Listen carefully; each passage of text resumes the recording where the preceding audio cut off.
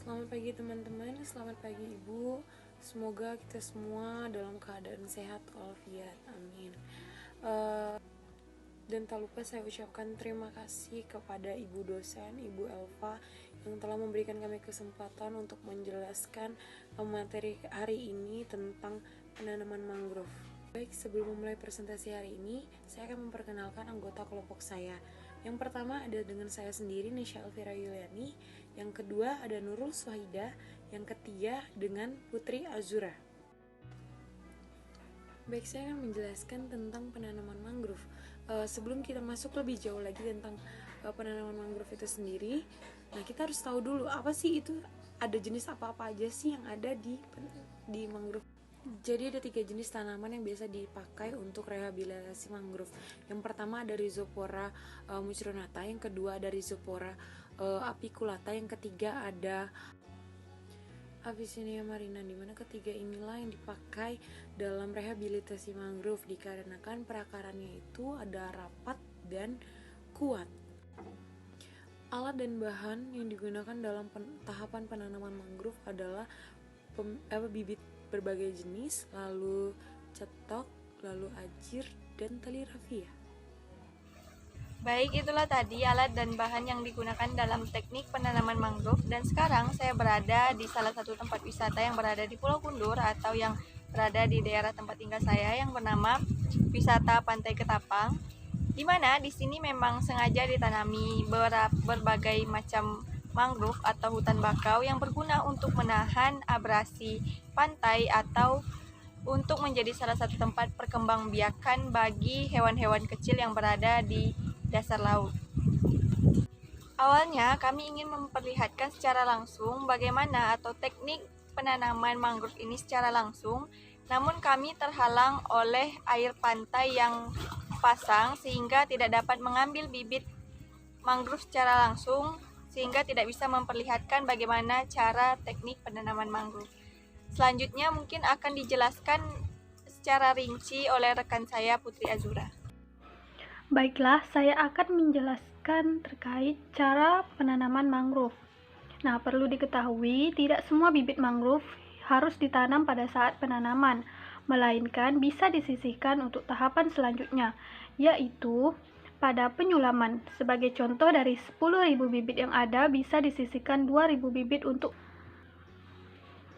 Ada 3 jenis mangrove, yaitu Rhizopora mucronata, Rhizopora apiculata, dan Avicennia marina. Sebelum melakukan penanaman mangrove, ada persiapan dalam penanaman mangrove. Sebelumnya dilakukan penanaman. Lokasi penanaman ini harus dipersiapkan sedemikian rupa sehingga tidak terjadi hal-hal yang tidak diinginkan pada saat penanaman mangrove.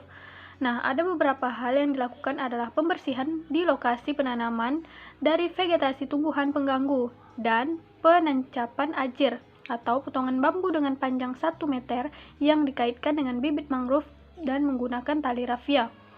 Khusus untuk penancapan ajir, ini sengaja dilakukan dengan tujuan mempermudah dan mempercepat waktu penanaman mangrove. Bibit diambil dari kebun dan diangkut dengan menggunakan armada truk menggunakan dan menuju sekitar lokasi penanaman.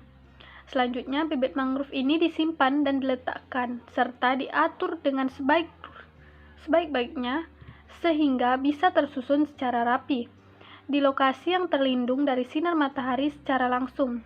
Serta cara penanaman mangrove adalah adanya penancapan. Selanjutnya ada penancapan ajir. Nah, penancapan ajir ini dilakukan dengan 2 tujuan, yaitu yang pertama sebagai penanda lokasi penanaman bibit mangrove sehingga akan mempermudah peserta dalam melakukan penanaman. Yang kedua ada penggunaan ajir dan berfungsi agar bibit mangrove yang ditanam bisa berjajar secara rapi sehingga mempermudah dalam perhitungan serta kelulusan hidup pada saat pekerjaan pemeliharaan dan monitoring. Nah, yang ketiga itu ada ajir berguna sebagai bibit mangrove tidak roboh pada saat terjadi air pasang. Nah, selanjutnya ada penanaman. Nah, pada tahap penanaman ini, spesies mangrove ini dikelompokkan berdasar dengan spesies-spesiesnya. Nah, pada bibit mangrove ini ditanam dengan di lokasi penanaman dengan teknik penanaman mangrove menggunakan ajir. Penggunaan ajir ini berguna untuk menjaga bibit mangrove tidak tumbang sehingga terkena ombak. Jarak tanam adalah 1 meter kali 1 meter. Penanaman mangrove diatur sedemikian rupa sehingga ketiga jenis mangrove ini tidak tercampur supaya tidak merubah sifat alami mangrove, yaitu membentuk tegakan murni. Cara penanaman mangrove ditanam di lahan yang telah disediakan dengan cara membuat lubang di dekat ajir-ajir dengan ukuran lebih besar dari ukuran polybag dan dengan kedalaman 2 kali lipat dari panjang polybag. Saat melakukan penanaman mangrove sebaiknya dilakukan pada saat air surut. Apabila keadaan tidak memungkinkan, maka penanaman mangrove bisa tetap dilaksanakan pada saat air sedang tergenang. Nah, selanjutnya ada teknik penanaman mangrove yang sederhana, yaitu yang pertama, ambil 1 bibit mangrove di bedeng. Yang kedua, buka polybag yang menutupi sedimen dan akar bibit.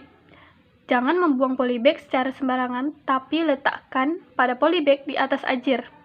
Yang ketiga, tanam langsung bibit mangrove ke tanah dengan cara melubangi tanah dengan cetok dengan serapi sehingga lubang penanaman cukup dalam sehingga akar bisa bertanam dengan baik.